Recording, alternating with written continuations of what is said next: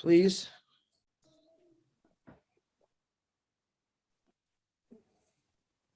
Thank you, Marty DeGarmo. Hey guys, welcome to the first OBLESS brainstorming.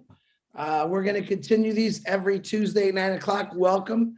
I can see that there's a lot of people in the ONPASSIVE family and some new ones that just joined today. Very excited about that. Let me lay just a couple things down, what I'd like to talk about. I've heard many stories in the last year and a half about what you've done, helping people out, and that's beautiful. I love it. This is what it's not going to be about tonight. What we're looking for is solutions. We're looking for answers. We're looking how to manage OBLESS. I do have a special guest speaker on here tonight, and I will get that, but I'm going to, like I said, I want to get to everyone's hands that has an idea. That's what about. Basically, what I'm trying to do is I'm going to kind of make a little bit of board game out of this. My goal in mind is for have us to build a city, a virtual reality city, where in that city, we want to know what you have to offer that city to fight poverty, homelessness, everything that goes along with that. So in this city building, what I'm going to say, we're going to manage everything that we think needs to go in this city from all your help. No one's going to have a bad idea. Every idea is welcome.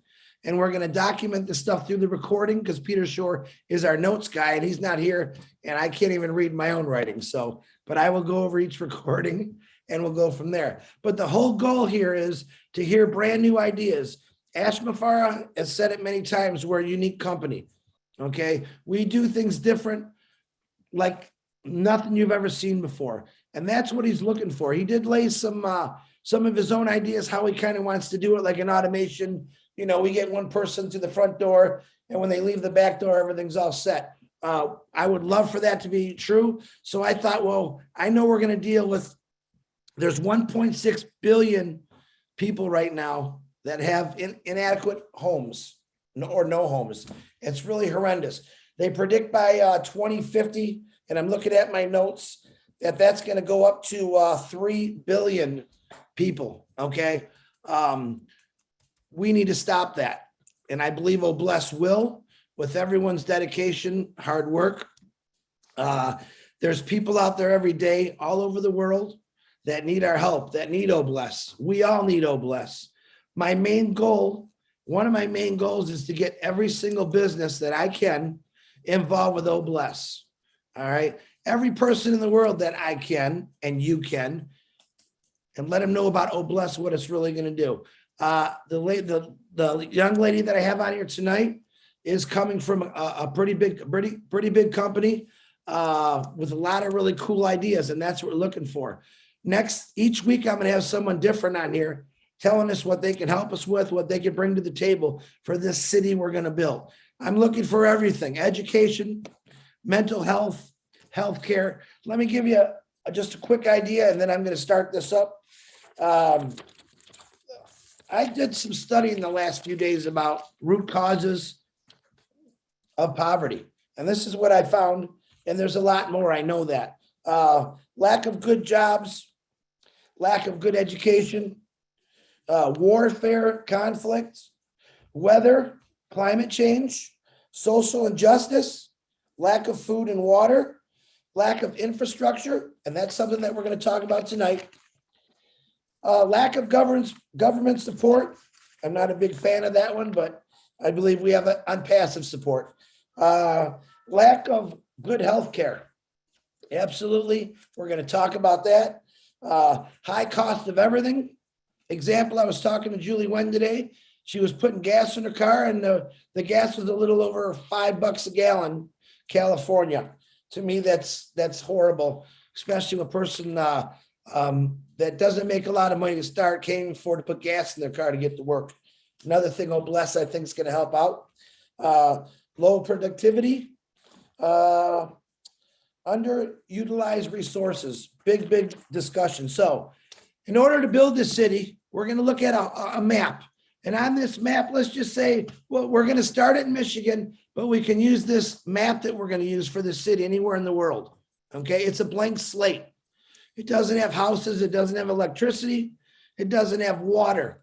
Now it's up to us It's up to us to build this city where those three things are resources. So we got to look for resources. And the young lady that I'm going to bring on here in a couple of minutes, she's going to talk about infrastructure and what her company does.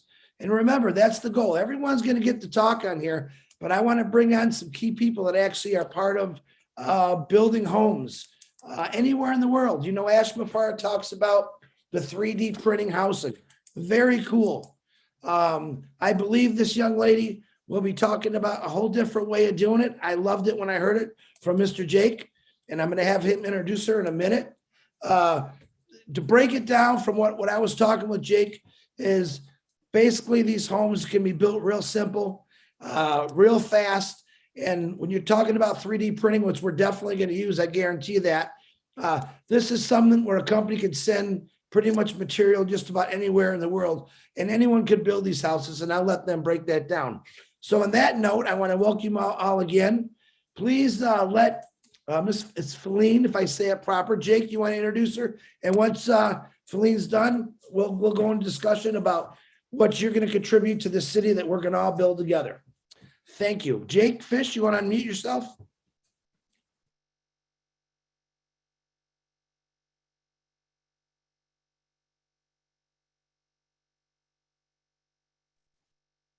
Jake Fish, you out there? Where'd you go, man? You didn't go back in the water, did you? With a name like Jake Fish, you would think he's a swimmer. He's actually a skier. No, I did not. My Zoom keeps cutting out on me. Can you hear me okay? Yeah, brother. How you doing, Jake? Uh-oh. I'm doing fine. Doing great, actually. Hey, Jake, do you want to try to turn your camera off and it might come in better? Jake, do you want to turn your camera off and maybe it'll make your volume or your sound a lot better? Hello. Oh, Jake. We lost Jake. All right. I'm going to introduce this lady because Lynn, if you see Jake, try to get back on, bring him on. Ms. Feline, if you can unmute your microphone, I would love to hear from you and your ideas and also the stuff the company offers. Uh-oh, he's back.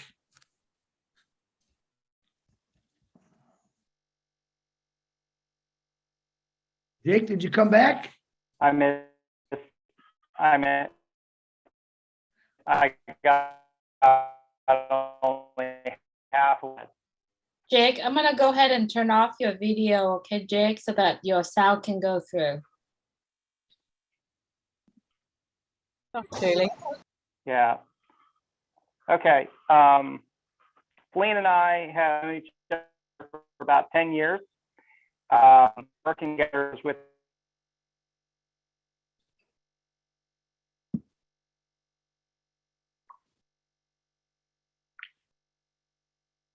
Jake, you're cutting off, buddy.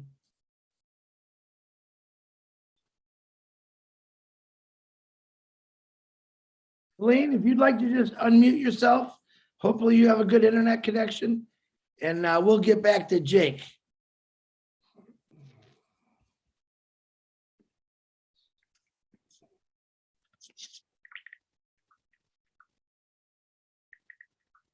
Lynn, do you see Feline, Lynn? Yeah, she's unmuted. Okay. Feline, if you're unmuted, you go ahead right ahead and talk.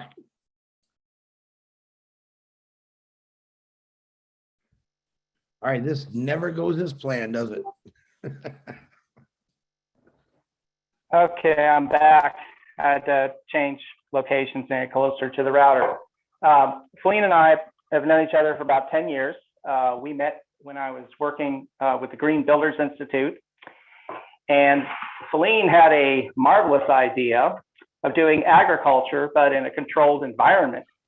And we were thinking, can you mega size that? I mean, like huge. And she said, of course we can.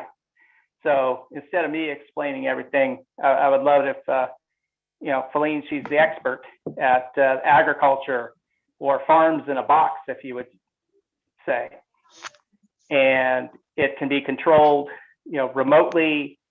at everything. So I'll just let her tell you what she can do. She is amazing.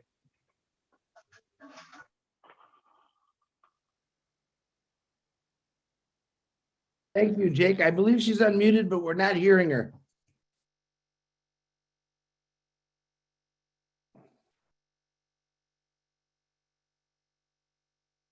Feline?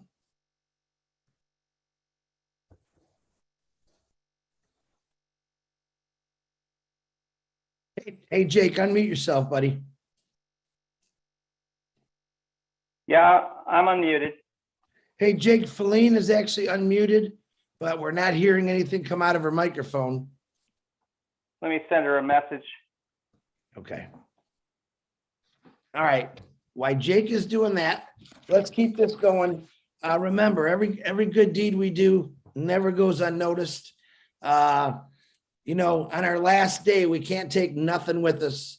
You don't see many hearse with a U-Haul behind them. And what's the best thing to do is leave a mark. Let people know what you did. Pass it on to your children and your children's children, and keep this going. I truly believe that will change the world. I know a lot of you do. I know a lot of you do this stuff already, which I'm very thankful for. And it's going to be, to me, and it's going to be the hardest job I ever took on, but the most rewarding. And I know that I want to do this 100%. And I know I have a lot of people in this ONPASSIVE family that has contributed in many ways already to OBLESS. They just don't really know it yet. By getting on a Zoom and letting us know how you feel. It's not necessarily always about the money, but it's about what you can do with the money. Remember, money can't solve problems. People are the problem solvers. Okay, you can give someone $1, but it doesn't really solve the problem. And that's what's happened in the last 100 years. Many foundations out there help many people out. And we still have this world hunger problem. So I think when I start studying it a little bit more, I understand why. A lot of it is because they don't have the funds. A lot of it, we have crooked foundations out there, and they make the other foundations look bad. We are never, promise yourself, we're never ever going to take advantage of OBLESS. OBLESS is going to be there for anyone that needs it 100% and 100% of the time. No matter wherever you have good, someone evil is going to come in and try to change it or do whatever they can for them. This isn't about any one of us. This is about all of us. And this is definitely about changing the world for the better. I've got many emails this week. I've called many people, talked to them about their ideas. Really good ideas. I'm hoping to hear some of those tonight. And I'm tap dancing here because Jake, how we doing? I sent her a direct message. So I'm sure she can hear us. Yeah. I tell you what, Jake, why don't you try to call her, and if someone wants to raise their hand and tell me about an idea they have to help build this city, and it's called City of Angels, and we do have a mayor in this city. Okay, guess who that mayor is? Nope, it's not me. Nope, it's not anybody. The mayor is called OBLESS, which represents everyone. Everyone's going to have a say. Everyone's going to be able to take action. There's not one person that's going to control one thing or the other. We're all going to agree, and we're going to conquer this. I believe so. William Norris, go ahead and unmute yourself, and let's hear what you got, buddy.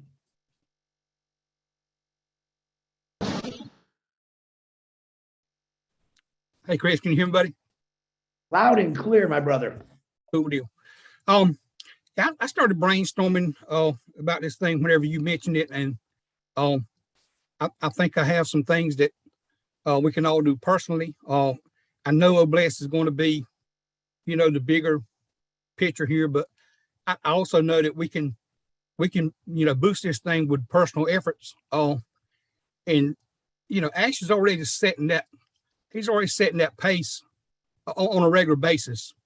So I think in excess of the fundamentally group help locally and worldwide, I think we can do some things that'll make a difference.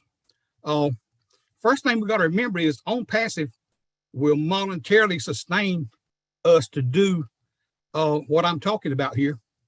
I think each member needs to take the personal, take it personal. We're a small local group. Take the responsibility to find at least one person, one at a time, or family at a time, and not only help them financially, but in any area that they need, help. I mean, there's a lot of things, like you said, a lot of things that need to be done that money's not going to do. Number one, we can put these people into ONPASSIVE, even if we have to pay for the subscription. I mean, like I said, ONPASSIVE is going to equip us to do this. So, I mean, we can put that person into ONPASSIVE and, make sure that they have some income at some point. We can help with the residency. We can help with food, home maintenance, mortgages and rent, any of the personal things that people need. And most of the time, if you talk with a person a little bit, you'll find out reasonably quick where they're lacking and what they need. And the reason I know that is I'm doing that now. I have a family that, and I've been doing it for a couple of years now. I have a family that they need help, and I help them when I can. It's not something that they depend on, but it's something that I do on a regular basis. And it just, I see it makes a difference in their life. Another thing is, a lot of people need some educational help with computer or informational stuff, like things that has to be done with ONPASSIVE. I mean, you got to know a certain amount about a computer to be able to do the account functions, understanding the products, moving funds, any kind of activity that you're going to actually do on a computer. And then there's, the health and medical field. I mean, there's always somebody needing some help in that department too. And you say, well, do we have the time to do this? Absolutely, we got time to do it. We can make time to do it. Get out of our comfort zone for a few minutes. Every member in ONPASSIVE can do this. And, once we move that person or that family into the light, so to speak, or have them on their feet, we find somebody else, find another family, find another person. And by doing this, we can actually accelerate what OBLESS is set out to do, because we're going to be duplicating our efforts with these personal, assertions. On the Julie and Milo show on Saturday, at the end of the show, Milo sang a very fitting song for, ONPASSIVE and OBLESS. And he sang, "I Did It My Way."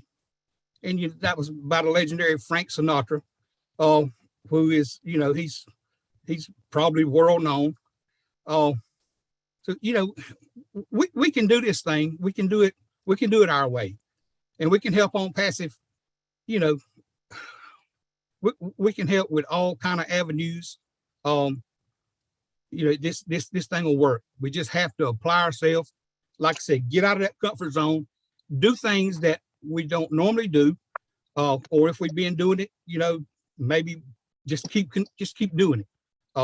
Because it'll make a difference. William? Yes, sir. That's all good. Let me ask you this question again. What is William Norris going to contribute to this city we're going to build to fight poverty? Tell me something that you want to do. What are you going to bring to the table for this city? Well, as I mentioned to you earlier on about what my capabilities are, and that still holds true. I mean, you have my resume, you see what I can do, and I'll be glad to help out in the housing part, the building, anything to do with the prep for it, because you got to pull permits, you got to deal with engineers, you got to deal with paperwork, and that's always a hassle. You got an environmental impact that you got to look out for. You have to do the paperwork, and I'm willing to do whatever it takes to make that happen. William, I appreciate that. Thank you very much. Well noted. I do have your credentials. Looking forward to build this wonderful city of angels with you, my brother. Thank you Thanks, very sir. much. Engineer Mike, go ahead and unmute yourself, please. Tell us what you got. What can you contribute to this wonderful city? Hello, good evening, everybody. Good evening, our leaders and everybody, leaders from all over the world. My name is Michael Ojong-Tambia. I'm a petroleum engineer. I'm a civil engineer. And I'm a Red Hat certified Linux system administrator. I've been working like for 21 years in the field. I started off with road construction. Then I went to the drilling rigs. I was a rig drilling engineer. Then I went on to be a completion engineer on the rigs. Then now I'm a Red Hat certified Linux system administrator, and I'm an instructor. I've been teaching Linux for more than 6 years. I am certified. So talking about that, in road construction, I did the road that leads in Houston. If you know about the Houston, we have the Houston Toll Road and the West Park Toll Road. I worked in the inspection of that road for construction materials. Then I went on to Africa, then came back here. So I know a lot of people will bring a lot. So talking about the construction, I will be on the field, the measurements, the diameters, the whatever we want to take, I will be on the field with my white hat to giving my support in that city physically. Then again, being a Red Hat certified Linux admin and a certified instructor, I would like the people who are displaced, the people who have displaced, and they will bring them down to that city. I will teach them Linux for free. Okay, I'll offer them Linux classes for free. Okay, so it is a 6 months course. Within that 6 months, I will tutor them, then build them their resumes, teach them how to build those resumes, and teach them interview preparations, then also teach them how to get a certification exam. If you type on your computer now or your phone, check Linux system administrator's job near me, you see how many you have. It starts between $85,000 and $120 for 1 year. That's what they can get. So I'm bringing these skills to teach them to get a career. Thank you very much, man, for giving me this opportunity, Chris. Thank you, Mike. I appreciate it, Engineer Mike. Great. That's great. Noted, Michael. Thank you very much. Looking forward to working forward you in this city. Abram, you'd like to unmute yourself, please? Tell us what you bring to this table. Yeah, good morning. Good morning, because it's after 2 already in Bamako in Mali. I'm in Mali in West Africa. Going straight to the point. First, I understand that I'm a dweller of that city. I know what are the difficulties we are encountering. So what I will suggest is, as we need to implement change, to lead and to manage change, I will not invent anything. Inspired by, a well-known change leader, John Cotter, I would inspire the inhabitants of this city to implement the 8 steps of change management in that city. And what is this all about? One, there should be a sense of emergency. If I don't understand that it is urgent, it's important for me to change the situation, then I will not go for any change. Immediately I understand that there's need for change to be implemented. The second thing I will do is I will try to build a coalition, those with whom I want to change the situation. And there's a specific way of selecting those with whom we want to carry this change. From there, we develop a vision. What is our vision? How do we see Los Angeles, say in 5, 10, 15, or 20 years to come?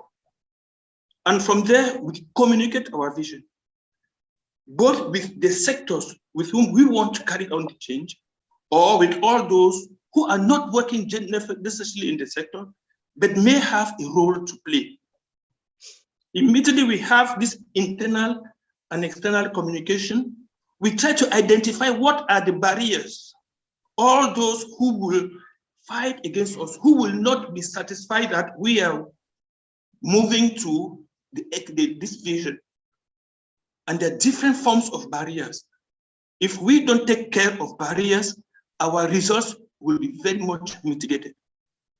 Immediately we identify the barriers, we give ourselves small, attainable targets, what we call small victories, things we can manage, things we can realize in a short range of time with the resources that we have. And immediately we have them, it will bring all those who are skeptical, those who don't believe in our vision, in our effort. It would make them understand that with some effort, some results can be attained. And immediately we attain those results, we need to compensate all those who contribute in attaining those results so that they should be satisfied, they should do more. And those who don't believe in what we want to do, they would understand that those who participate are compensated. And after compensating all those who play a role in attaining these results, what we should do now is try to institute, make sure that the new way of doing becomes a culture.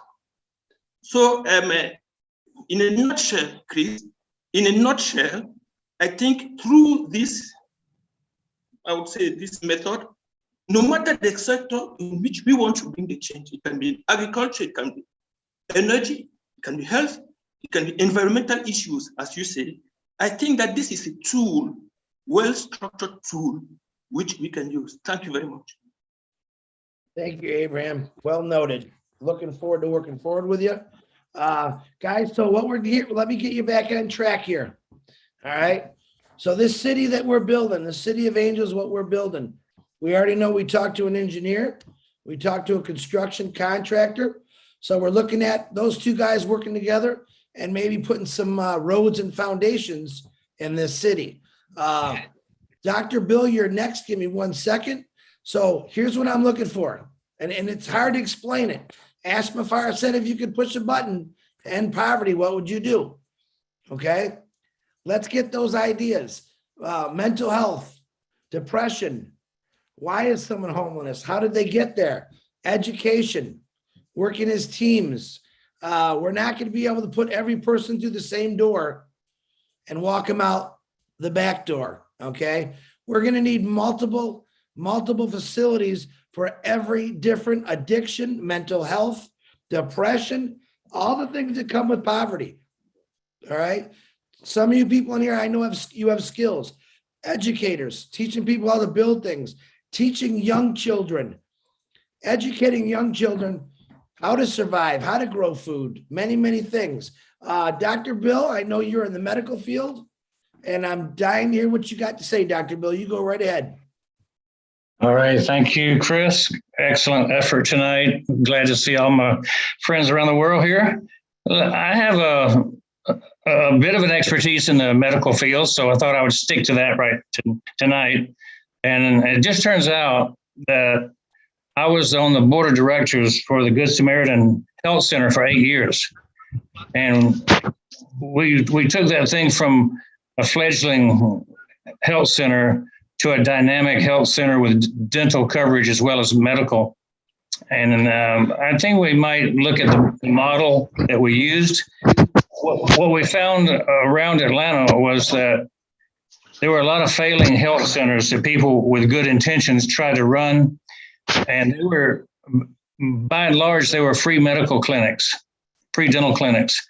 And they tended not to be able to break even enough to where they could keep their doors open. And so the model of the Good Samaritan Health Center had a low fee model. And when I say low fee, the average cost per visit was like $35 for treatment, medical or dental. And they saw 30,000 patient visits a year and did about $10 million in services rendered to the people that came in. And the people had to qualify as not having insurance and being someone living at the poverty level and having a need. So it was not just for anybody to walk in. So it was a true charity clinic, a low-cost clinic. And I think that model could be the one we would look at, since we would have some donations coming in from Obless. And if you tie people to paying for their visits a little bit, they keep their appointments. They value what they're getting a lot more than people who get things for free. And so that's a tried and true method that we found worked. And we did $10 million worth of business in the clinic with a small paid staff of doctors and nurses and administrators, and then a lot of volunteers. We were a training center for many of the universities and hospitals to train people, to give them externship experience. And so they were all glad, and everyone was a winner in that situation. So I've got the blueprints, the documentation of how to set up that kind of a clinic. If that was something desired, you could put one of those in a city and serve the basic needs for primary care. And you could enlist specialists to come in on a voluntary basis. You can't afford to bring in a specialist on a full-time basis, but you may find one, a couple of times a month. So we had primary doctors, primary dentists, nurses, PAs, people that were essential for primary care on staff, with an executive director. And you have to have a good executive director to kind of manage the practice. We gave scholarships and charity to people who actually needed it and couldn't afford even the $35 or $40 that it costs to have a treatment. So that might be something available. And we have the blueprint, and that's about what I would suggest is, if it's been done, it's probably possible. And you do not want amateurs trying to run healthcare. That would never work. It's just a boondoggle. So you have to hire experienced help to run medical. And you know how that works. Just like in engineering, you can't just get somebody off the street and say, build me a building. It's got to be precise, measured. And, anytime that we're doing something in the medical realm, it's going to have a lot of HIPAA guidelines, OSHA guidelines, things you got to follow. So that's my input. Thank you, Dr. Bill. Very good input. Absolutely. We've got to have guidelines. We do got to follow standards. Like I said, we're a blank city. We know we got some roads. We know we got some engineers. We know we got a doctor of dentistry in the house. And it's a start. Dr. Bill, let me ask you a question. Now, how is that going to help poverty? Well, one of the biggest reasons for people to miss work is medical problems, headaches, toothaches, illnesses of different types. And so for people in dentistry, a lack of a smile prevents people from being hired. If you have a severe gap tooth smile, you might not be on the front line of any business in many countries. If you don't feel good, if you're sick, you're not going to show up at work, and you'll be fired if you don't show up enough. So there's a lot of reasons that healthcare is primary. If your children are sick, your mom may have to stay home with them, can't go to school. She'll be laid off because she's missing work. So healthcare is just a vital part of poverty elimination, by letting people have a job, staying on the workforce. Very good, Dr. Bill. I agree. And what about in this city, setting up your own clinic to, educate people what dentistry does and the health aspects of it? It sounds like we got another building right there, right? It is a building. It's about usually that kind of a building is a $3 million capital cost. And then you have about a $2 million annual budget, but you're doing $10 million worth of work. So, you're ahead of the game for what it would cost people on the outside. Very good. Dr. Bill, thank you for your input. Looking forward to working with you, my brother. All right, Tony, before I call your name, I know, Feline, do you want to try your volume now to see if it works? Can you hear me now? Oh, there you are. Welcome, Feline. All right, Thank guys, you. I'm going to put you all on standby. Keep your Welcome, hands up. sister. Let's see what Feline's got to, she's gonna teach us about structures. I'm really looking forward to hear this, Feline. Glad to have you. Welcome. Thank you. Sorry about the technical problems. So my name is Feline Lehman. I originally was a real estate agent in Florida back in '91, went to work for a real estate developer in Palm Beach County, built 11 hotels with him, some apartment complexes, tough trees, golf courses, just different types of buildings. So I got into real estate development, and when he died in '08, I was diagnosed with breast cancer in '09, and I started looking into phytonutrients and getting healed by food. And I had nothing else to do because I was bald, and I was losing my real estate career, and I lost my real estate developer and all the investment money to continue building. So that's when I met Jake Fish and his brother with Green Builders International, because I was developing and looking for somebody to help me build ponic pods, which are grow rooms that can be mobile or stationary.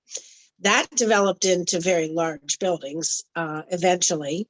So cutting to what I've been doing lately is 55,000 square foot buildings and up mostly. So we put all the systems for all the water, data, all the systems that's needed to grow food in a building.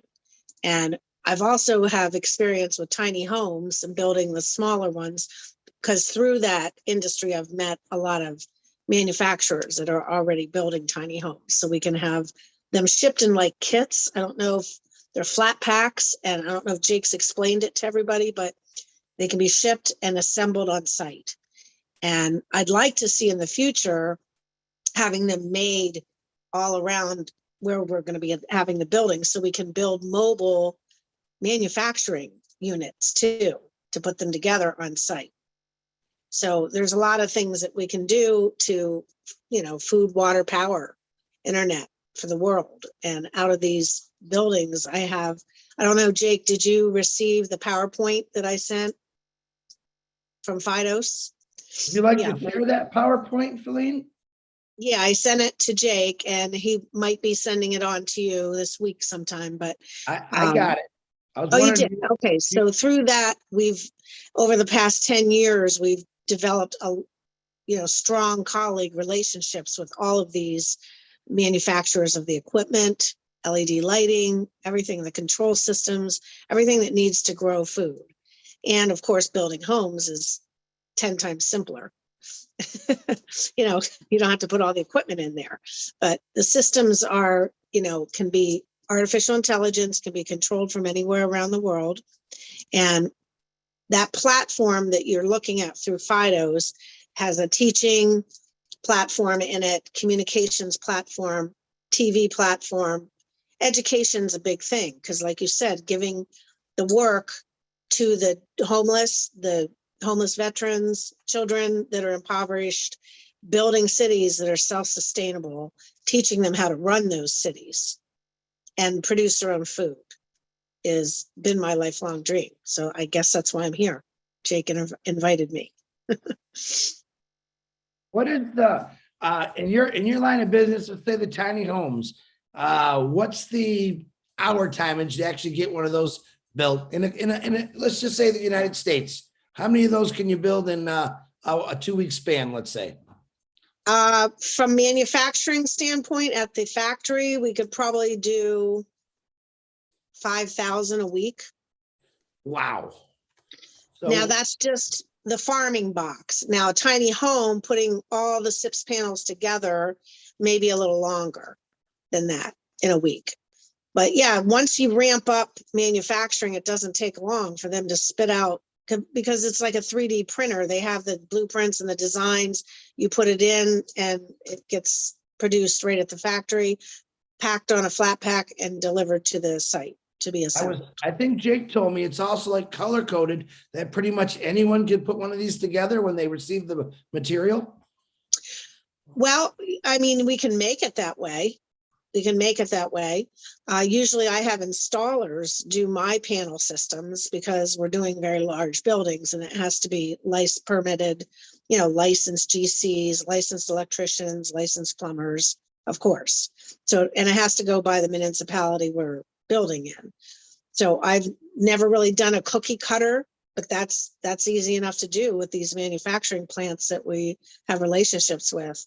They just have to have enough business to shut down a line to manufacture. Well, we got a whole world to fix. You can ramp up anything to produce as much as we want. Some of our panel manufacturers produce millions of linear feet a day. Wow. So, that's not really the issue. The money is always the issue, finding the investment backing. That seems to be, I've been involved in a lot of projects for homeless veterans, for the poor. A lot of people have great ideas, but you really have to find the money to start it off.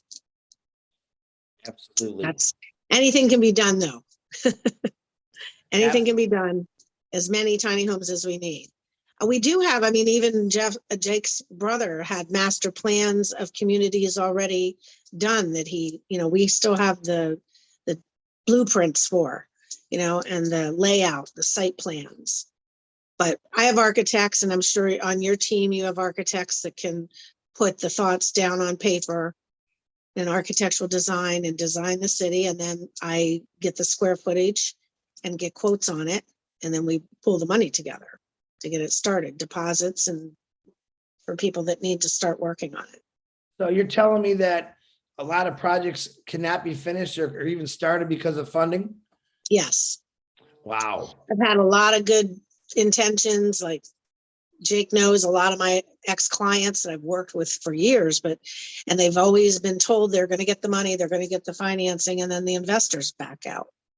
Green Center Acres in New Jersey is a classic example. She's been at it for 15 years, trying to find investors to do her Green Center Acres, which is a teaching, we bring the kids from the inner cities out to the country, teach them how to grow hydroponics, how to grow mushrooms, how to sustainable living, produce their own food, worms, everything.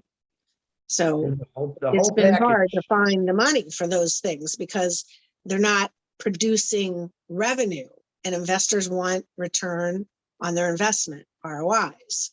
So unless there's a big return for these investors, it's been hard to find them to produce food, especially for the poor. So that's why I'm glad to hear that this company has that in mind, to do things to try to get the money to sustain these communities, to build them and teach them, be able to run the How many manufacturers are you connected to, you think? Probably between 75 and 100. And do you work all over the world or just strictly America? I've had a lot of clients from the Mideast, and I haven't built in any of them yet, but I have some people that are putting projects together for over there. Yeah. Some investors, connections that I've made through, they've come to me because of my United States patent.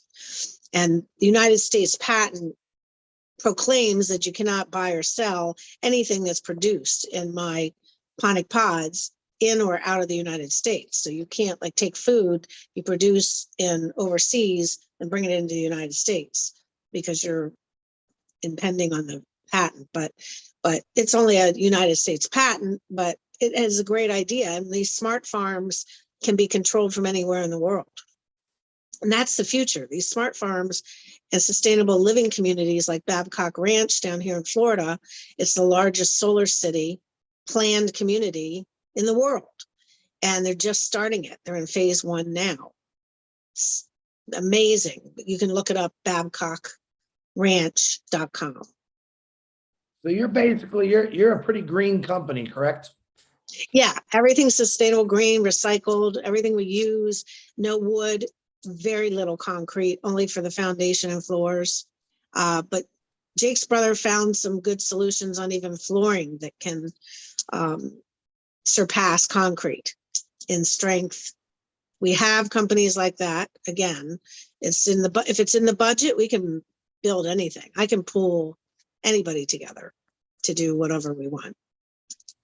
Jake had mentioned to me that you actually build fiber fiberglass shells? Well, they're structurally insulated panels. They can be fiberglass skins with an EPS foam or polystyrene or polyethylene foam core. And those panels are made in a factory and then put together like a tongue and groove on site. So they are like a puzzle piece and they go That's- together on site. Yeah, So, but so they're basically- engineered. Everything has to be engineered that's over my ponic pod size, which is a shipping container size. I have those engineered to go out as mobile units. I even can put them on chassis. I ship them all over from California to Arizona to Texas. So we're looking, number one, you hit everything on the head as far as what we definitely need to build our city to help the homeless. That's really what this started with, is the CEO of our company was talking about, let's get rid of homelessness. Many people have talked about the tiny homes or containers. The fiberglass panels is new. Well, I think Jake was giving me some information on the phone. He said something like a 3,000 square foot shell, just a shell of a home, maybe shelter for someone that just lost their entire home or the city from a bad storm. Absolutely. One of Jake's connections colleagues from the past, up in Indiana, he's been contacted by FEMA and produces those for disaster areas. So yeah, that's one of our manufacturers. What's that the we time are- it takes to build like a shelter? So let's just say 3,000 square feet. Well, that's the manufacturer I was talking about that can put out like 5,000 of those shells a week. Wow. Yeah, Well, you he know can, what? if he gets an order from the government, he can produce like 5,000 a week. So you're basically my go-to lady when a disaster happens, or even for homelessness, we find acres and you can put up, 5,000 or 6,000 tiny homes in a pretty quick process. And all Yeah. you got to do is have the funds, correct? That's right. If you have the money and you have the architects working on those designs and get them engineered and stamped, once they get to my factories, my manufacturers, they can be produced pretty quickly. Wonderful. Oh, Now, yeah. you guys hear this? This is what I'm talking about. Now, I got lucky with this young lady through Jake Fish, who called me the other day. This is the kind of stuff that we need to help fix homelessness. Also structures for maybe Dr. Bill's $3 million building. Okay. Sounds like we could find better ways. There's better ways out there, unique ways. There's millions of ideas running through people's heads right now. I understand that. Feline, number one, I'm extremely excited that you came on and were able to get on the camera. Hey, Chris, can I ask a question? Go right ahead, Marty. Filance, is that how you say your name? Feline. Feline, Yeah. I got a question. It's very important to me. Where Yes. do you keep your cape? My cape? Yeah, you gotta be Wonder Woman. I mean, my Oh, gosh. I thought you were going to call me a witch. No, there's other people here for that. No, fantastic. I mean, what you said, you've got the whole ecosystem right there. I mean, it's mind Yeah, blowing. we worked And hard. I think because of ONPASSIVE, the finance will not be an issue. We won't have the red tape. It will be, people want to donate. I mean, even if we all put in $1, that's $1 million right now. So you figure 10, 15, I mean, yeah, you blew me away. I mean, I'm leaving. It's always I'm gonna been, shut down. I mean, that's how real estate development is. You get these hotel investors, and we know a lot of those also, go to the networking meetings, and there's unlimited money out there. People have so much money, but nobody wants to do it without a return on their investment. Exactly. I've proposed Exactly. these smart cities, these eco villages for a very long time. And I have a lot of connections and a lot of plans for them, but it's hard to find the money. That's why when Jake said, well, I think we can find the money, I was like, oh, wow, I'm on. Let's do it. Oh, yeah, that was fantastic. Thank you. I Thanks, also Chris. heard, Feline, that when you found out about ONPASSIVE, that you became a founder today. Is there truth to that? Oh, yeah, absolutely. Well, as soon as he told me about it about a year ago, but I hadn't spoken to him again in quite a while. But yesterday he called, and I was like thinking about it overnight. And then with this meeting today, there's no reason not to jump right in and get to work. Wow. Well, I'm looking forward to doing a lot of talking with you because I would invite you on every show that we have. Like I said, we just found our infrastructure and what the possibilities are. We all know, like Marty said, where the funds are going to come from. As we get businesses like this phenomenal company that does this for people, you heard what she said. She's in contact with, 50 manufacturers plus. Imagine all those people finding out about ONPASSIVE, what we really could do for the world. So, Feline, I appreciate your time. I look forward to talking to you very soon. And Lance, I do have the PowerPoint. Maybe in the next couple of weeks, I'd like to have you back every time. Show that PowerPoint. Let's see what you really got. And I know you sent some beautiful pictures and words. I would love people to see that. But I really appreciate you, Jake. I love you for making that call to me. Boy, you hit it right on the head, guys. I'm very excited, Feline. Thank you very much. Thank you. I think we have a superstar. I really do. Well, I don't know about that. She don't does welcome her. have a cape and special powers. Well, Feline, we're looking Good for job. unique ideas. And the quicker you can build people's shelters or homes, a lot more can get done. I know we're gonna have the money backing for this. Basically, I know who I gotta go to right now to get this done. And I'm really, really impressed what you just talked about. I think you blew a lot of people away here thinking, wow, see, this is possible. Just look at one lady. One lady came out of the blue, came out of the sky with her cape, as Marty said. She just explained the whole infrastructure for basically just about anything that we need. All right. So now we got engineering, we got manufacturing, we got a dentist. All right. We need educators, but it sounds like Feline's got a lot of that set up in that company also. So very good, Feline. I'm looking forward to working with you. Me also. Thank you. Thank you, Jake, and thank you. Jake, do you want to say anything? Why we got you voice working there? Well, it just, the whole thing with the building of the tiny homes is, okay, you can either build them in the factory and maybe even use AI to do some of the precision cuts with robots. And if you have the slabs all ready to go, you do all the groundwork, the plumbing and all that, get that ready. And then we can build the homes in the factory ready to go. And then, so all you have to do is ship the panels out, put them together, the red screws go in the red holes, so to speak. And I mean, you're under roof with SIPS panels so quick. So that way, while people are finishing up the roof, you have people inside finishing up the inside. So you don't have to worry about rain delays or anything like that. Wonderful. Jake, Well, I can You can have also, on some of the larger buildings, put, I can have a brochure, a PowerPoint ahead. sent with different models for all the different tiny homes, because there's several different styles, inside the different layouts and stuff. So I can have that sent to you for your next meeting. right. Yep, we can build them right there. And Yeah, because they don't have to all utilize- look like military housing, they can have a little pizzazz. Yeah. We're going to let Jake make the curtains. Hey, I appreciate you both. Jake, thank you for bringing this young lady to my attention. Feline, congratulations on becoming a founder, and congratulations with helping us build this wonderful city to help poverty, homelessness, whatever comes our way. Like I said, I'm looking forward to working with you. Thank you very Wonderful. much, guys. Thank you. All right, you heard it. Like, Thank Dr. you, guys. Bill, you still have your hand up. Do you still want to say something, Dr. Bill? Nope. Tony. No. Okay. Tony Monk, go ahead. I apologize. Thank you for being patient, but I'm glad you all heard that because I was real excited about that. No, that was fantastic, Chris. Thank you very much for having me on. I appreciate it.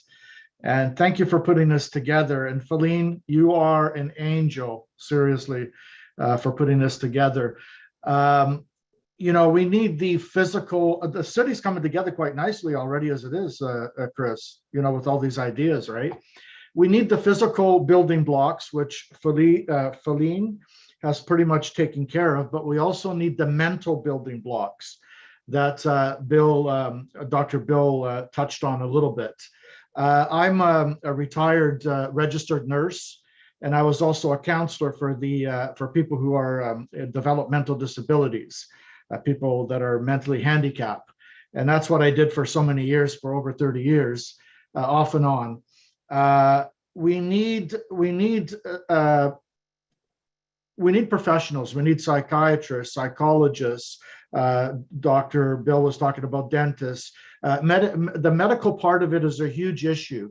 What I've noticed in the past few years in the city that I live in here is that mentally handicapped people are slipping through the cracks. Okay, and they're out on the street eating garbage and what have you, because they slip through the cracks. So they don't have the mental capability that a normal, I hate that word, but you know what I mean, normal person does in order to go out and get a job. So these people need to be looked after. So we need professionals that are going to diagnose these individuals. We also have mental illness as well. So one size shoe doesn't fit all. We have to make sure that we have the resources to help everybody mentally. And we also have to make sure that the city that we're building is sustainable enough to also create food, just the basic needs that we need, like water, clean water. You said that there's a mayor in this city. Usually if there's a mayor, there's going to be a sitting committee, right? Now we're going to be giving money to the mayor through OBLESS, but now we need to follow up on that money to make sure it's going into the proper hands and going into the proper areas, because a lot of the problem sometimes is that governments will get money from certain agencies, or they're supposed to have money to give to certain agencies, and they use it for self-services instead, right? We need to put people in place that are going to serve the people and not serve themselves. Right. And that's very important. I think that's extremely important. So somebody needs to be on the back end of the receiving part of the finances that are going through. The finance is not a problem. We have the money. With ONPASSIVE, we have the money. We just need to put the physical building blocks together, which we have already with Feline, and the mental building blocks as well with the doctors and psychiatrists and nurses like myself and counselors and people that you need to diagnose these mental illnesses and to find out whether people are capable of either working or not, because a lot of mentally handicapped people cannot work because of their mental abilities, right? So these are the structures that we need in place. So we need somebody, we need a committee, and that could be the angels, Chris. It could be the angels, a committee through the angels that will make sure that the mayor or the mayor's office is distributing this money where it needs to go. Okay, because I've seen a lot of criminal activity in my field. There's an agency that's supposed to be looking after the mentally handicapped, and they fired them all a few years ago because they were putting money in their pockets for bonus, and they weren't putting the money towards where it was supposed to go. So a lot of this goes on. So we need some sort of a committee to make sure that the money is going into the right hands and the structures are being built properly and so on. We have the right people in place. So that's all I wanted to say. My contribution would be as a nurse and as a counselor, and I'd be working with, which I have in the past, with psychiatrists, psychologists, doctors, nurses, just to make sure that if these people need certain medications and healthcare, I can help provide that as well. Thank you, Chris. Wow, thank you, Tony. Excellent, excellent. Love it. Tony's absolutely correct. Everything's got to be watched and OBLESS, guys. You've heard for years, everyone paid $19 a month to this company, and they sent food overseas to some people that are starving, and they found the food rotten in the warehouse. OBLESS, and I'm going to take personal charge of that, and I don't care where I got to go. If Felina's sending houses to Jamaica for all I care, Philippines. This guy's going to be there to make sure it gets done. Absolutely correct. Where there's bad, where there's good, there's always bad. And that's up to every one of us, committee people, to do the right thing. So Tony, much appreciated. Looking forward to working with you, brother. All right. On that note, I want to listen. We're past the hour. That's okay. If you guys don't mind staying on, I don't have a problem staying on.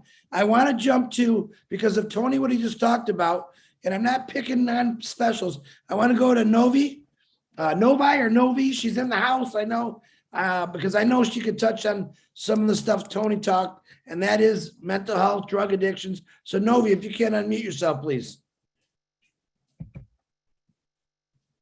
Can you do me a favor? I'm sorry, I just got a phone call and it just interrupted my whole service. Like, you guys are coming in real low. Can you maybe call somebody and reconnect and come back on? Yeah, go ahead, jump out. Because We'll it's bring real you low. I back on, can Novi. barely hear. Yeah, Chris- just give me 1 Chris. second. I'll come right back on, okay? Okay. Chris, Gotcha. this is Thank Judy. you. Do you mind if I was up there to go next, but somehow I lowered my hand. I No, just wanted to Judy, make a couple comments if I could. Judy, absolutely. Go ahead. Okay. It sounds like everything is really working out well with buildings and, the medical, all the different things put together. One of the things that I've noticed about the homeless is that they tend to stick together. So I feel like we need to get a community together. So my vision is kind of like the tiny houses are great, and then your buildings and kind of circular or somehow where it feels like they're in a community and people help each other. We could get volunteers that could come in and do life coaching so that we can find out what is going on with them. Because if they're mentally ill, then we know that they have to go get a medical service. But if they're just people that are down on their luck, or people that have been abused when they were young, or all of the different issues, if you bring them into a community where they feel like they're loved and cared for, and then you teach them how to sew, to do crafts, to do automotive, to do technical kind of things, that gives them something that gives them a purpose. Because otherwise they're never really going to heal, because they're just down on their luck and now they're victims. And so to get out of that victimness, you've got to have some reason to want to live and to want to become a better person. So I'm thinking I would love to volunteer, to get volunteers together to do these different things in the community, and even the growing their food, everything, to where they're involved and they're with their friends that they will become friends with. So I say, that part, I really would love to do that. Absolutely. Sounds like Feline's got to build us another building in our city for an educational building, teaching many, many people. Judy, absolutely love it. I will get with you because I like the idea of building a community. I don't like calling things boards. I don't like that word, board of education. I don't like that. I really Right. like the sound of community. So Judy, I will Yeah. get with you because I love what you had to say. And I know what you're going to contribute to this wonderful city. Judy, thank you very much. You're welcome. All right, Miss Novi, I see you're back in the house again. Go ahead. Yes, hi, good evening, everyone. So again, I'm so grateful to be here with you guys and these topics at hand. And a theme that I find very common, that's with everybody that came here and said something that was that was really, really important. The common thread is about, first of all, transparency. You got to have transparency, like as you mentioned, you mentioned about money going to buy foods overseas, and there's a warehouse with rotten food. How about at least there was rotten food. There's some places where the money never even went to anything, you know what I'm saying, but to people's pockets, you know what I'm saying, to contribute to their own personal wealth, but I think about having people like Oblast, having communities like I live in New York. Okay, for everybody that live in New York, you know what I'm saying, we contribute to a certain kind of program here that has, like, maybe you got to know the resources, because I forgot the gentleman's name, he mentioned it too. Like, you have certain programs that's made to help eliminate wealth, poverty, but yet and still they found the program, the money was going into their pocket. So no, you got to have transparency there, and you got to figure out who's the friends of OPASSIVE, of OBLESS, who's the friends, who's the foes, and who's the frenemies. People that appear to be down with OBLESS, but really they really is to find out what our initiative is and see how they can go against the purpose, because they don't want to see us eliminate poverty. That's not, a lot of people really don't want to see poverty eliminated. You know what I'm saying? It serves a purpose.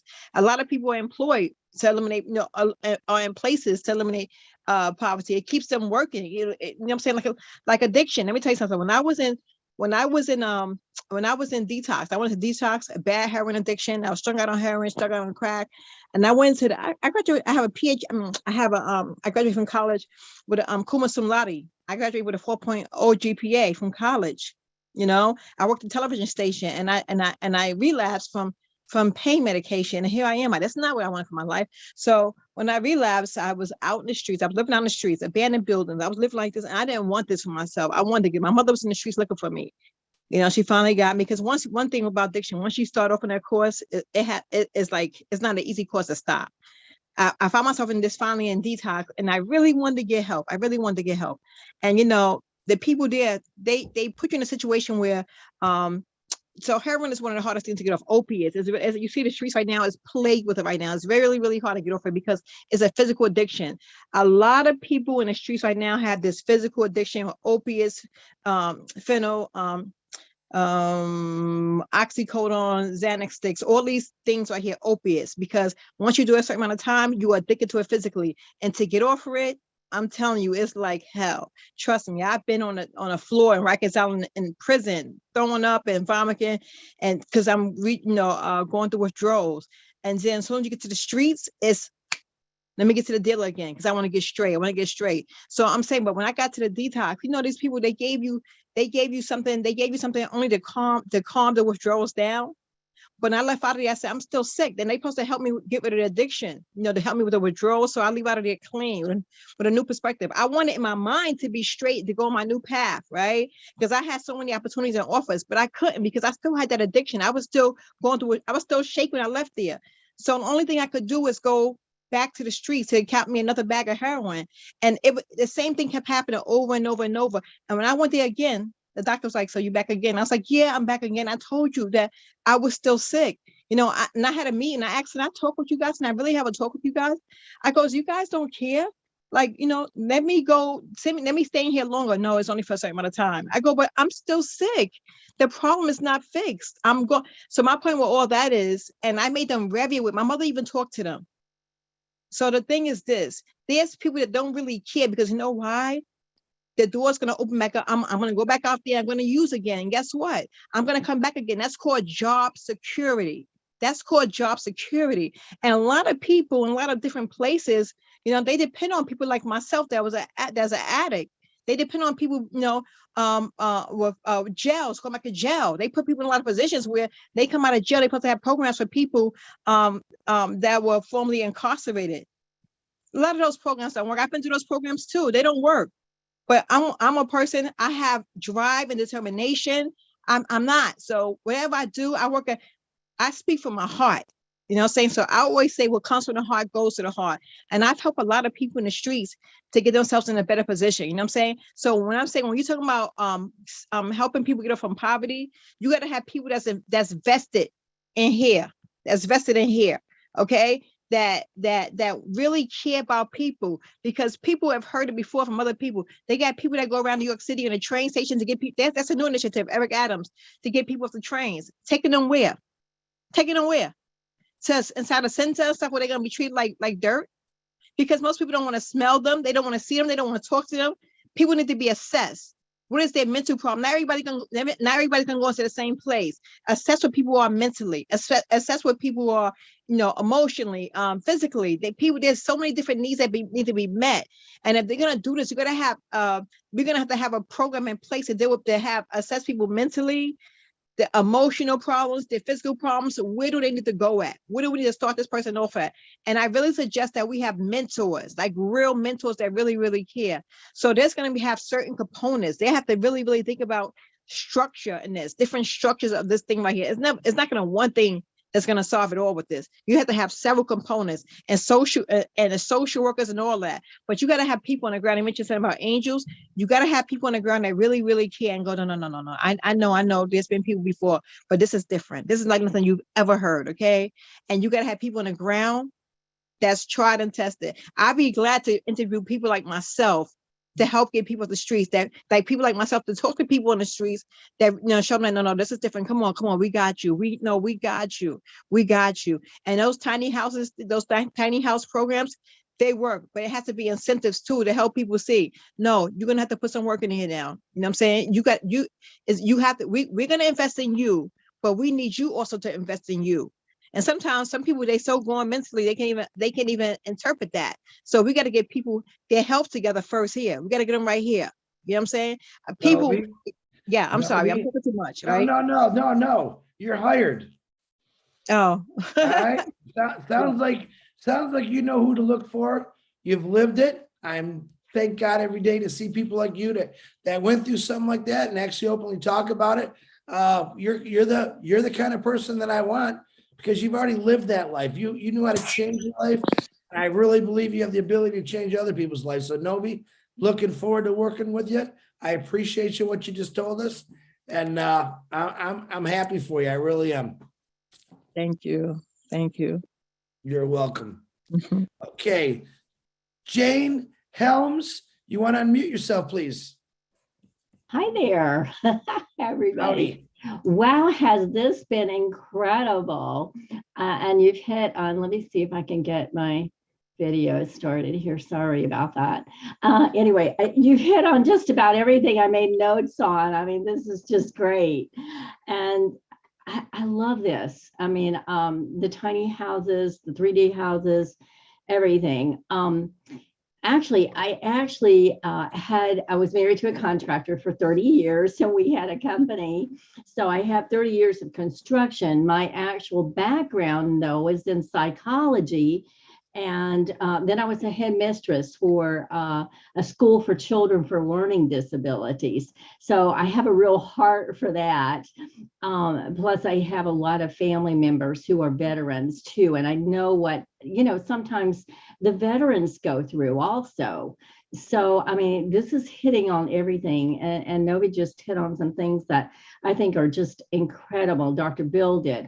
If we can utilize our strengths, and there's so many talented people here. I'm just blown away by all these talented people. And it's like, we need to take, hold of that, take hold of our strengths, say, here's what someone's good at, and put them in that slot so that they can help other people. And sometimes it takes, kind of a balance too of someone who is a good overseer, who is someone a good oversight and can, help other people come into fulfillment of what they need to be doing to help this whole mission, and there's kind of a good balance between the accountability, responsibility, and a good mix between doing that and also being a good cheerleader for everybody else. Dude, does that make sense? I hope it does. But I'm hoping that, it's like, that we can glean and help other people by, really seeing what the circumstances are. I mean, how we're going to deal with someone who's lost their job and are, upset about that and very depressed about that, as opposed to someone who has gone through a catastrophe like a tornado or a hurricane and have lost their home and all their belongings and that type of thing. And veterans who are, are suffering with PTSD. There's so many areas here that I think we can touch on, that is aids to poverty and depression and all the other stuff that we want to hit on. And it just sounds like we can do that. And I'm hoping that in some way, that I can be part of this and really, be a good, whatever you need for me to be. Jane? Yes. What do you think you can contribute to this City of Angels? Tell me what you think you can contribute to it. Well, I have right brain, left brain too. So, I mean, I've done all of it, you know, with the administration, with the children with learning disabilities, those constructions, the tiny houses. I've had some, you know, background in that. So I really would love to do a lot of different things. Some I can do some administrative. So, you know, it's kind of like plug me in where you need me, you know, type of thing. Absolutely. Jane, it Yes. sounds like you're a master of many things. So I'm looking Unfortunately, forward- yeah. Absolutely. Listen, you're an educator. I think you're also a good entertainer because you're smiley. You're that cheerleader type. And you have business background. You have manager background. You can be used, not used, let me say that. You could definitely help in many areas. And I'm looking forward to working for you, Jane. And thank you very much for letting us know about this. Thank you so much. I mean, what a blessing it is for all of us, right? So Absolutely. Absolutely. All right, guys, we're gonna run this to 11 o'clock tonight, which is a little more than a half hour. And like I said, if I don't get everyone's hands, I'm gonna write a list down of the hands that were still raised. And next Tuesday, I will continue in that same order because I want to be fair about it. But I'm trying to get to everyone, try to keep it, you know, if you can get everything out in 4 or 5 minutes would be great because I really want to get to some people. After Gladys, I'm going to do Gladys, Della, and then I'm going to jump down to Tina because I talked to Tina quite a long time on the phone and I want you to hear what she's got to say. But Gladys, please unmute yourself. So very nice to see you. Thank you so much, Chris, for having me and for everyone who is here tonight. This is an important topic. And what I can do is from the passion, because I've seen, having worked as a registered nurse and I'm still active, I see that many homeless people end up coming to the hospital because they are not able to keep up with their doctor's appointments, take their medications, and live in a way that they can try to control lifestyle diseases.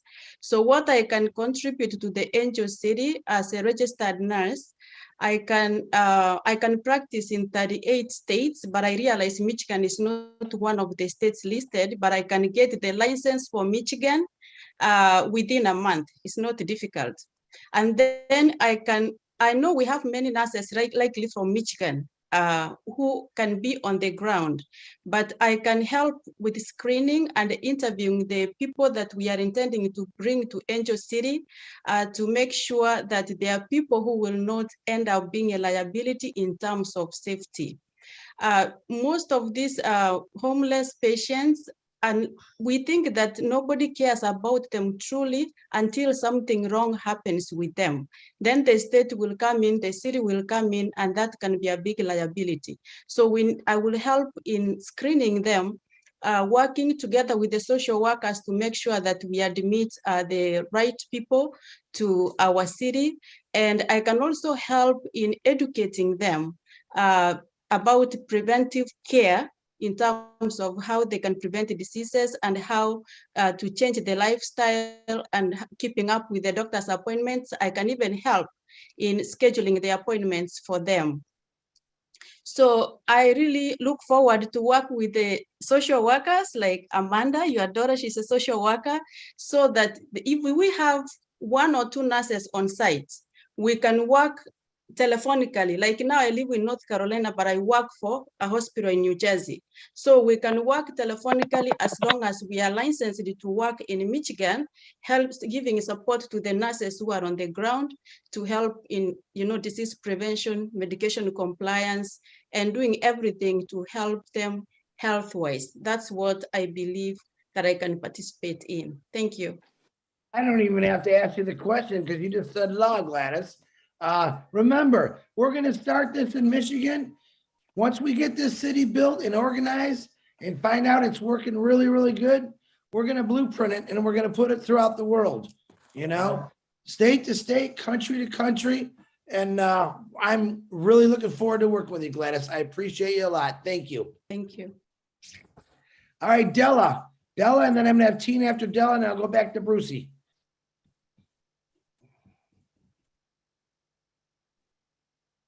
Well, Captain CJ, I hope I'll be hard tonight. Good evening, everyone. Thank you. Can you hear me? Oh, Della, we can hear you. You've been asking me that question for 9 months. I can always hear you. Go ahead. Because my laptop is sometimes, when I have videos. So my contribution is for the children. This is really me.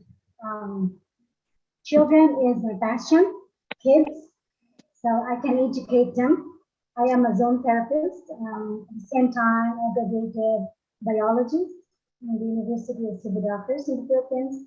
And I've been being with kids since my life, since I was a teenager and until I got married. And I serve the youth in my community, in our church, and in our brotherhood of Christian businessmen and professionals, the rich children. And we have this group, and I have this ability to teach the children because the children are very innocent, and whatever you offer them love naturally, they'll listen to you and they get your energy. It's just the way I serve them. And before I have this ONPASSIVE, I already have a founder, my best friend, with 10, more or less 10 hectares that we plan to harvest, but we didn't have resources. But right now we planted fruits and vegetables in our country. And so if I can do that, I will tell her, because she's not active. I am even managing her account. But it is what we plan for that 10 hectares, more or less, for that. So ONPASSIVE really is a blessing to me, Chris. So I would like to volunteer, of course, all my life until I die to teach zone therapies. For 30 years, I've been doing that. The ancient, do you know that, foot reflex? And I'm doing that here in the United States too, but I closed it because of the pandemic. So I have that ability. I'm a very natural person. I don't take medicine. So this is the only thing that I do for people, prevention of sickness. It's not for healing, but prevention. And thank God I'm successful on this. So I hope I can serve this in my own way. Thank you. Absolutely, Della. Thank you very much. Definitely need people working with children. There's a lot of kids that don't have parents, or maybe they do and they're just not around. We need some good moral support for them. And when I say moral support, I mean really moral support. When it comes to that situation with children, I believe we got to let these kids know that, hey, we care. We got to show people we care. We can't treat people disrespectful. And kids see that at a very young age. And sometimes they learn it from even their parents, and they take that the rest of their life. So educating children, especially in a poor situation or a poverty situation, is a must. You show someone love, especially a child, they're going to grow faster than anyone in the world. So Della, thank you. Looking forward to working for you. Thank you for your kind words. Thank you very much. Tina, Bruce, be a gentleman. Tina, I want to hear what you have to say, because I know we've talked the last couple nights, Tina. And then I'm going to go to Polly Cherry. Is Polly on here? I know she's got a big thing. And then I'm going to go back in the order again. So Tina, Polly, then we'll go to Mary, Bruce, and then Bruce. Go ahead, Tina. Hello, good morning, good evening, good afternoon, good night, everyone from all over the world. On the beautiful ONPASSIVians here, we're all blessed, aren't we? I do not have any of those certifications like nursing or doctors or anything. I'm just a blessed lady who wants to see beautiful things happen in the world. I'm usually get very excited because I am the rah-rah kind of person that Chris is looking for. I've been an entertainer, I've been this thing, but I am a certified life coach and career coach. When Chris spoke to me and told me, look, you got a 10-acre land. What would you put in it. So I'm not gonna this thing, but I'm gonna read what I shared with him. Feline, definitely fiberglass buildings. We're talking about cluster homes, but here in Singapore, we're very land scarce, so our buildings go up. And what I envision is a condominium style that we have here in Singapore, or the community that our public housing has put in place as well. So the houses go up. It is a community where we have things that are going around within the community. I'll just read, like I said, I just read what I have written to see. We're looking at hydroponics and sustainability for food, the land for agriculture and animal farm, solar panels to run and generate clean energy, and also the water system for the community. And it can be on top of, if it's a cluster home, the panels can be on top of the homes.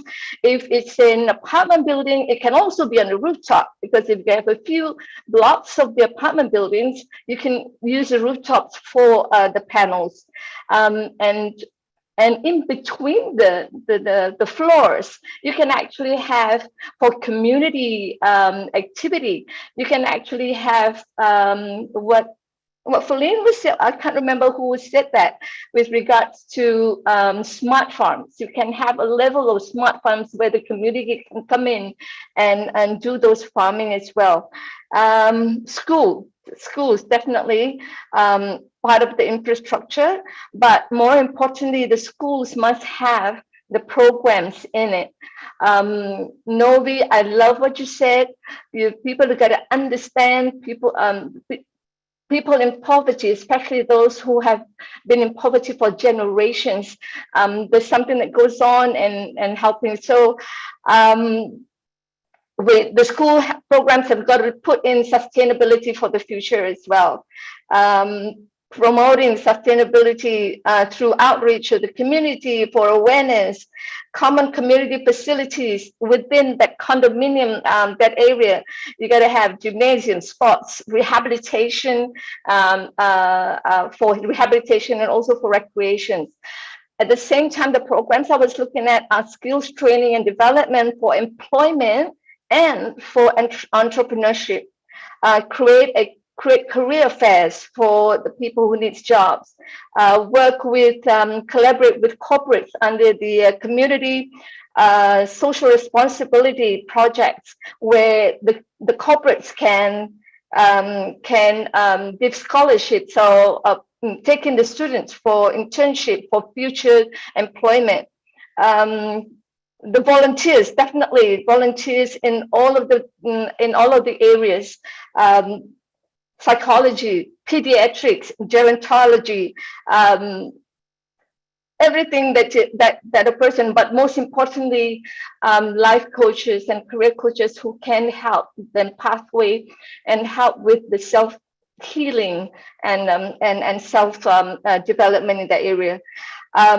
Also, in terms of people who are incarcerated, we can do what we can do is we have programs for skills training, get them to do something so that they can have the self-worth and get themselves assimilated to the society as someone who can contribute back. We have that here in Singapore, and I'm so glad we can call it a white ribbon project or something like that. The inmates, before those who are about to release, can get certifications in life coaching. That's a good area for them, because they've been in there with the heart, and also in fitness, because they do that while they're in there, they keep themselves fit. So out there they can get certifications and go out and get mentorship with the companies or fitness centers that have them, to get them come in, mentor them, and then if they want to start their own fitness centers, they can go ahead. So we're looking at what I'm looking at is really empowering the people in poverty to be able to discover the self-worth and get assimilated to society. And for all you know, definitely they will definitely contribute back to the society themselves.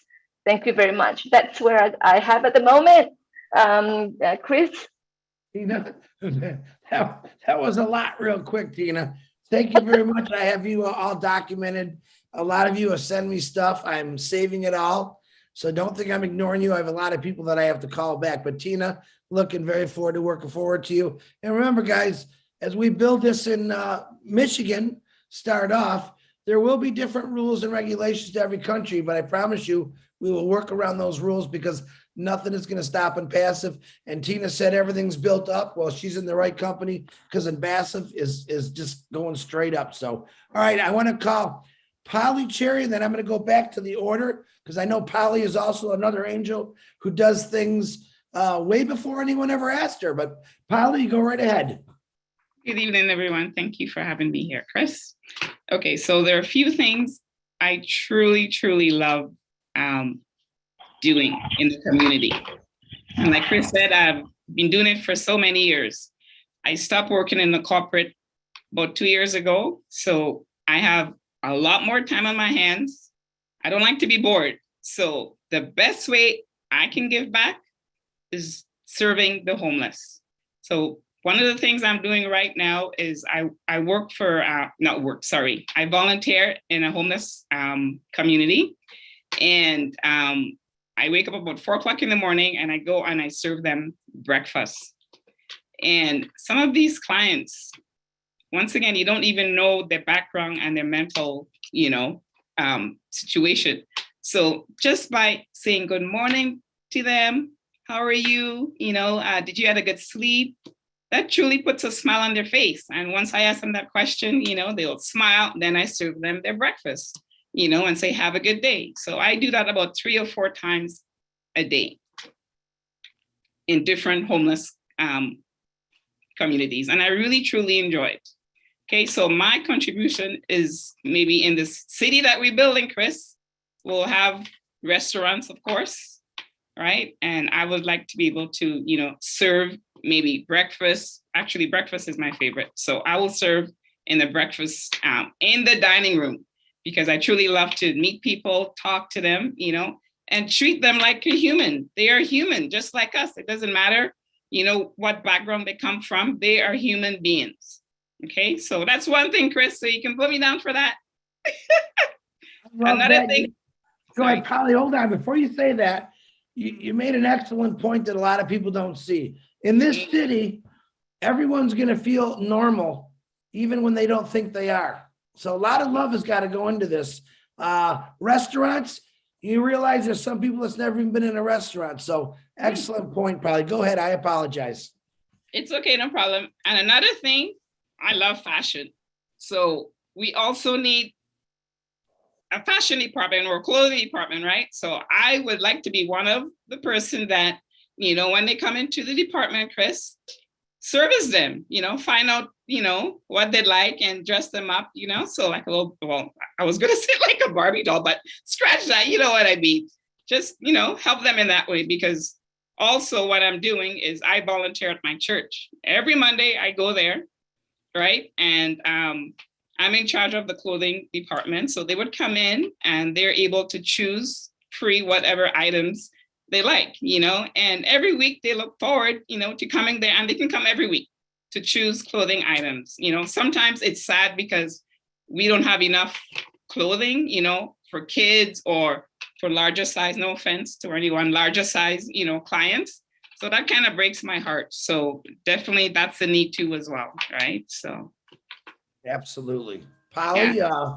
I think you're an inspiration. I think you know how to bring people up even when they're at their lowest moment. So someone said it the other day, and I forget who said it. It was Mike Ellis. He said that Ashmafar is a server of people. I believe that many of you on here are that same way, but Polly, that really shines in you, and I'm really looking forward to working with you. Thank you very much, Polly Cherry. All right. let's go back to Brucey. Go ahead. I apologize for jumping on the line, guys. I'm trying to get everyone in. We got like little less than 15 minutes. So Brucey, go ahead, but I'll get everyone on every week who doesn't talk. I promise I'll get you in there to talk. Go ahead, Bruce.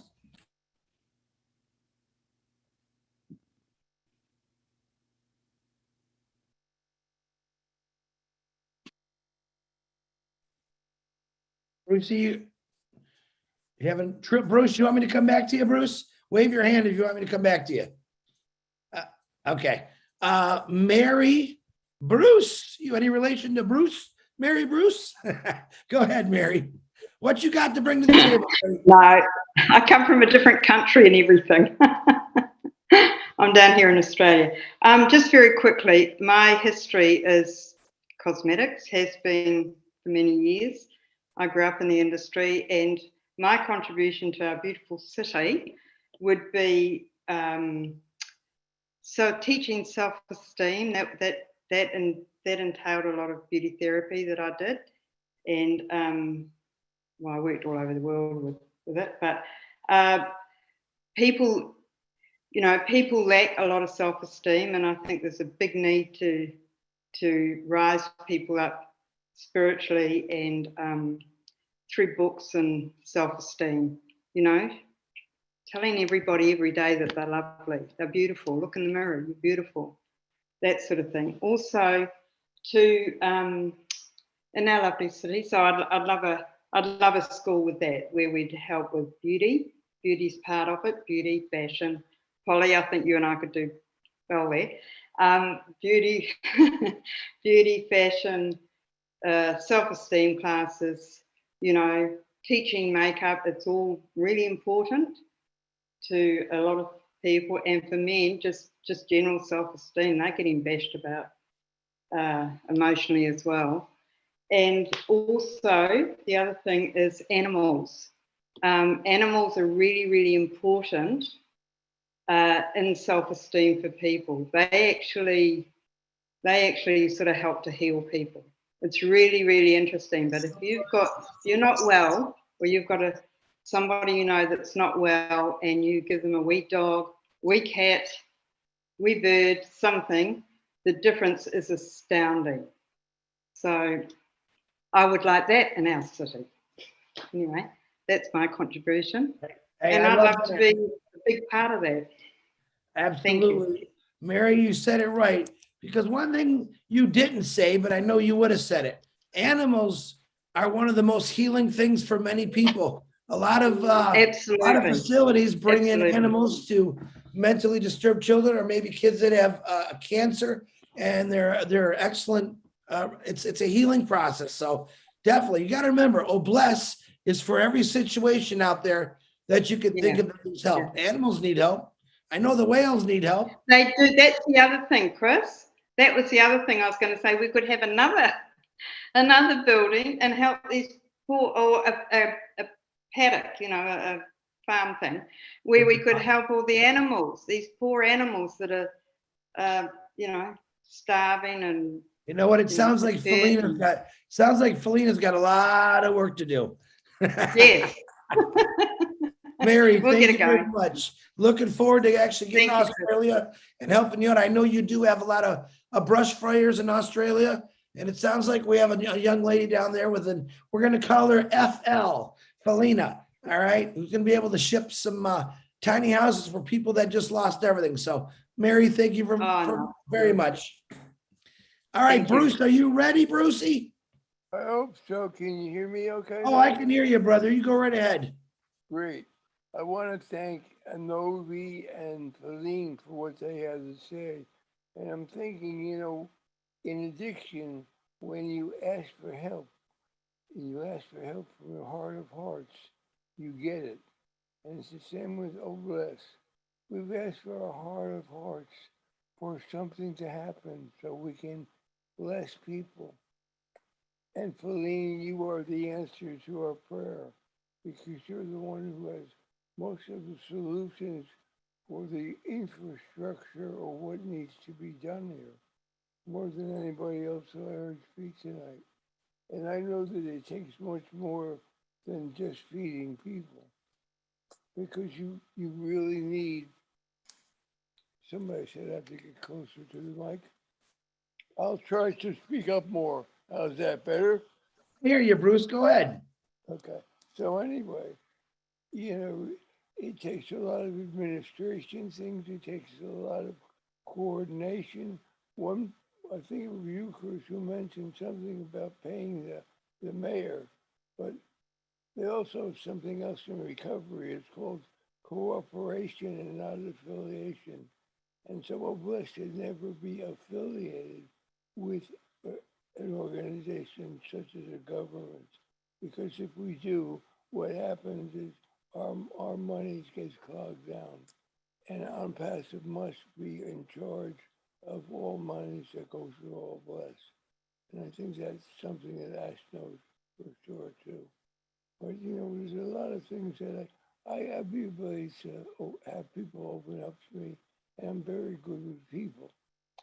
I'm not a mechanic, I'm not an engineer. I'm just somebody who cares genuinely about people and we can help. I know one thing about poverty. If you're born in poverty, you probably believe that's where you deserve to be.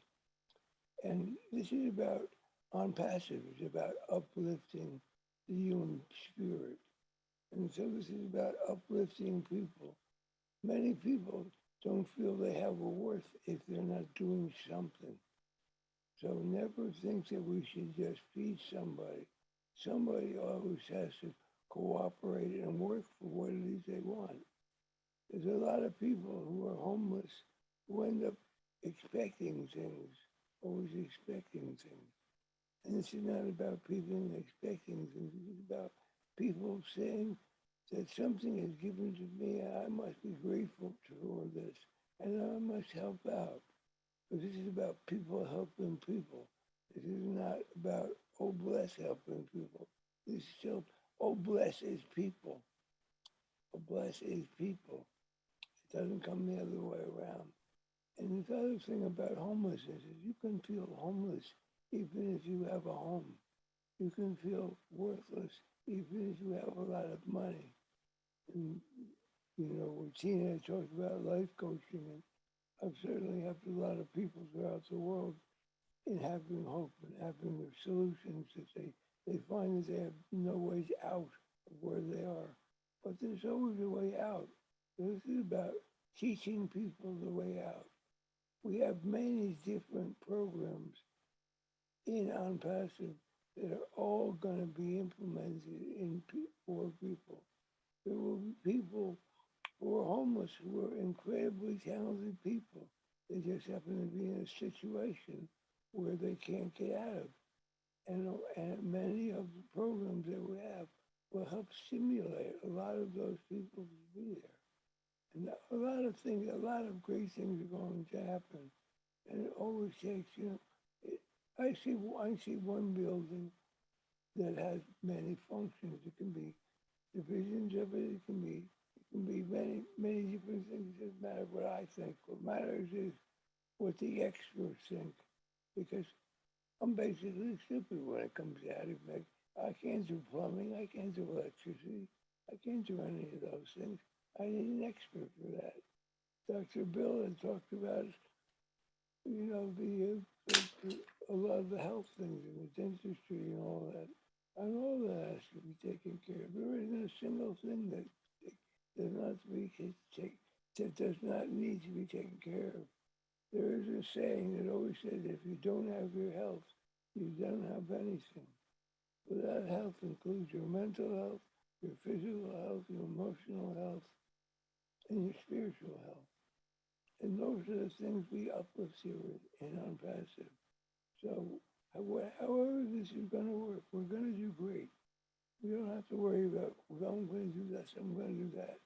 Everybody has to listen to what it is their heart tells them to do for the good of humanity when it comes to ONBLESS and ONPASSIVE. So Absolutely. I wouldn't know I should shut up because there's a lot of people who still got here. Thank you for letting me circle. I hope I was clear and to the point. You were good, Brucey. Thank you. Listen, you're definitely going to be one of those people at the front door. because you're an excellent person. You got a big heart. And definitely right around December 25th, I got a real good job for you. You got to wear a red suit, though, with that beard. All right, Bruce. Thank you. Okay, we got a couple minutes left. I'm going to let 2 more people talk, but don't no one leave yet. I want to take a picture of all the hands that are up so I have a running order for next week. So Sylvia, very patiently, thank you for waiting, guys. I apologize, but you're a lot of good stuff. Sylvia, go ahead. Say what you got. What are you going to contribute, Sylvia? I know what you got. Tell us. Okay, Chris, you just got me. Thank you so very much. This is a great webinar with a lot of inspiration and motivational thought. And I'm going to quote Yvonne who said that ending poverty is not about, helping the people. It's about, creating the community, a great community. So through Obless, I'm pretty sure that we're going to do it.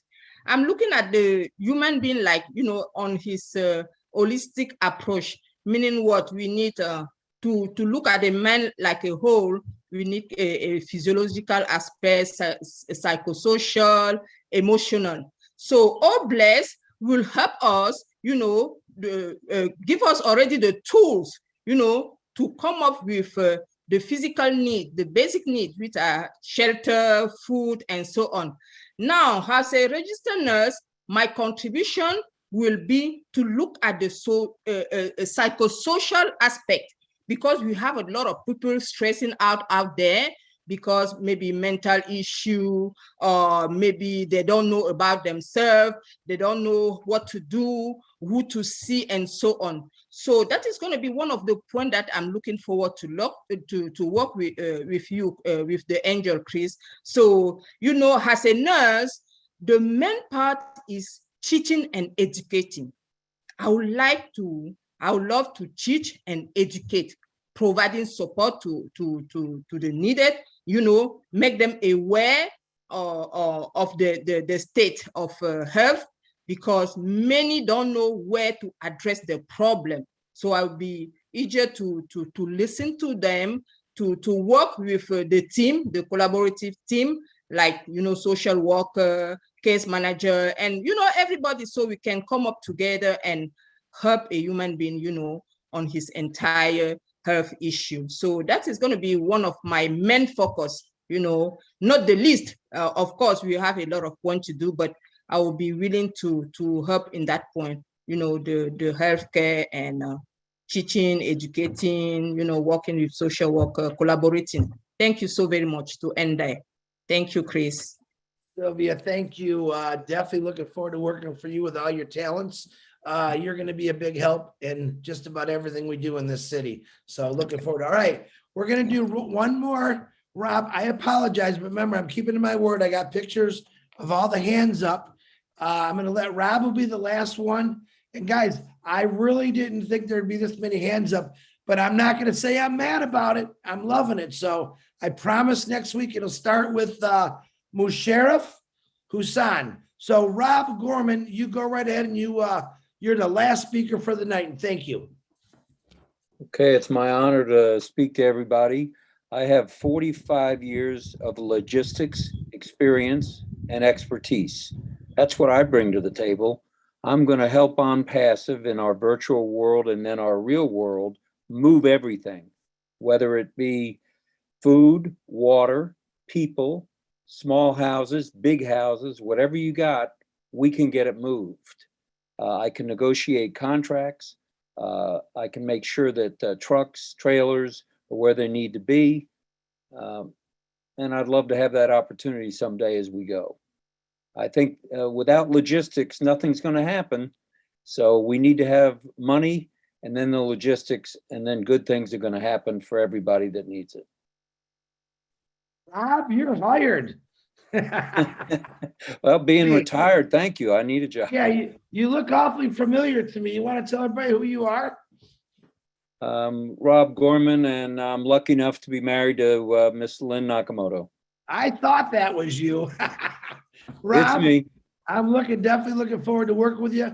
I had the honor of talking to you on the phone last week when we had our situation, and you helped out big time, and I know what you can do. And I'm excited to meet all of you, but Rob, we're gonna have a cup of coffee someday and have a really good talk about all this. I appreciate you. Okay, guys. Thank you. I only was supposed to do an hour. We did 2 hours. I want to apologize to all the people that still have their hands. I have your picture. Okay. It's late. I know some people have to go to work tomorrow. I appreciate every one of you. Next week, 9 o'clock, we'll be doing the same thing. I'm going to ask you this.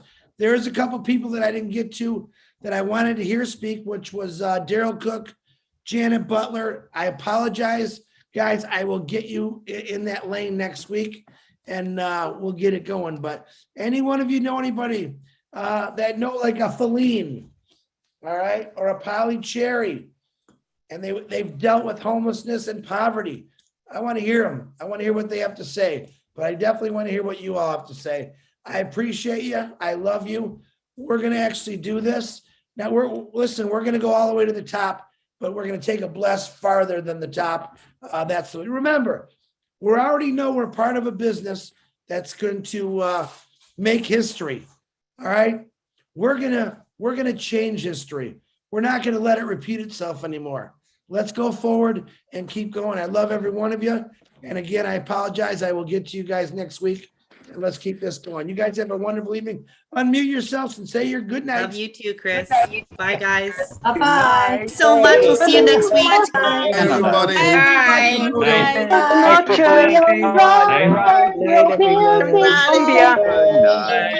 from Houston, Texas. Canada. Good night, everybody. Bye.